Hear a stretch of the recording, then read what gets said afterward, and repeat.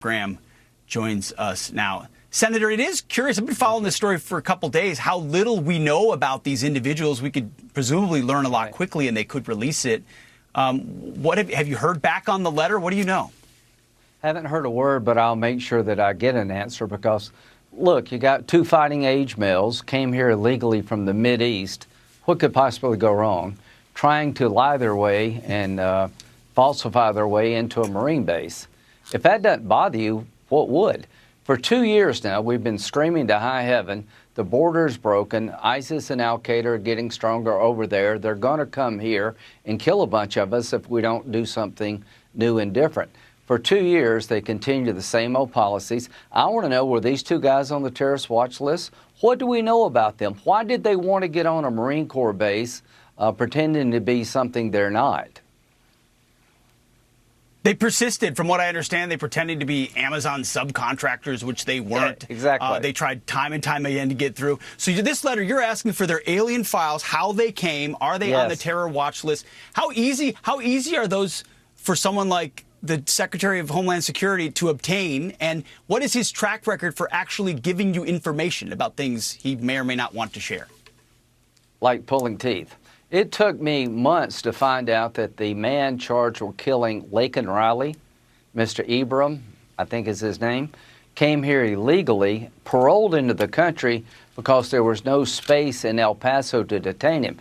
Not because he had a legitimate reason to be paroled. They just had no place to put him. They let him go, and he's charged with killing this young lady in Georgia. We have two people trying to get onto a Marine base from the Mideast, fighting age males, here illegally, and I am going to get to the bottom of it. There's a reason they're not telling us this. It took me forever to find out that the reason the guy who's accused of killing Miss Rowley came here illegally and paroled illegally, they didn't want to tell me that. I had to beat the crap out of them.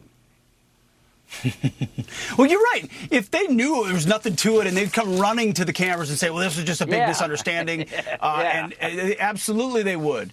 So all that tells you is there is something there. You know, this administration's all about politics and control and their ability to perpetuate their power.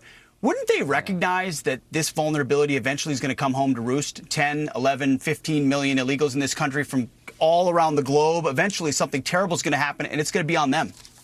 I don't know. That's a really good question. At what point does it become clear your policies are not working?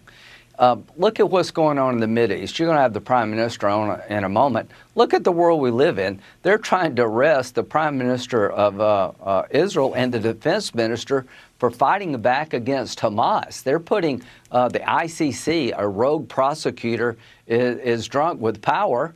And, you know, the Biden administration needs to up their game when it comes to Israel, give them the weapons they need to win a war they can't afford to lose, secure our border. At what point in time does it become clear your policies are failing and we're going to get attacked again? We're living on borrowed time. If this is not a wake-up call, what would be?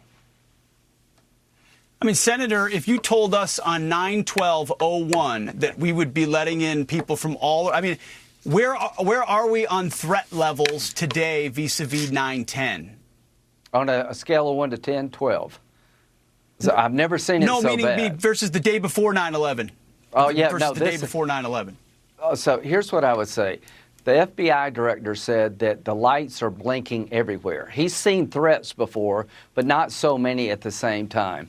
I've never seen more threats to our country than right now that could result in another 9/11, and we're not adjusting our policies. The FBI director told the world, the nation, that everywhere he looks, he sees blinking lights, and the Biden administration hasn't changed anything at the border. It's just as broken as it was before, and Israel's under siege by Hamas, Hezbollah. Iran wants to kill all the Jews, and our answer to the Hamas attack is to cut off weapons. This is insane. Hold them back. This is insane. To hold them back. It's almost like the threat is on the inside, like they want to let them in. I don't know what else you would do unless you were working for the other guy. I don't know what to tell Senator, you, but thank you. Right? I don't either.